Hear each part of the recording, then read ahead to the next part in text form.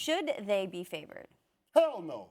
Why are we going to favor the Green Bay Packers because they've won 3 games? I don't know. All right, let's look at their 3-game win streak. I mean, they beat the Bears and they beat the Rams, 2 teams that have combined to be 8-22 this season. And they beat a Miami Dolphins team who, coming into last Sunday's game, had lost 3 straight, and their quarterback may or may not have been concussed in the fourth quarter where he threw interceptions on 3 consecutive drives. Why am I going to give the Green Bay Packers any credit?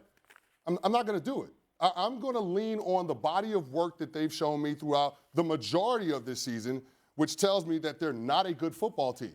So to be able to reel off 5 straight to end the season and punch their ticket to the playoffs, 8-ball says doubtful.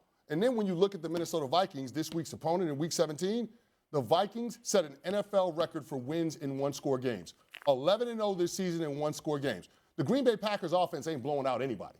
So this is going to be a closely contested game in the division, and Minnesota has everything to play for because they're still alive for the number 1 seed in the NFC, depending on what happens with the Eagles and Jalen Hurts' overall health. So I don't think that they should be favored at all. This Minnesota Vikings team is a legit squad. I don't know when we're going to start giving them credit for being a good football team, but I don't know what world the Green Bay Packers should be favored at home against the Minnesota Vikings. I just don't see it. Life on the line.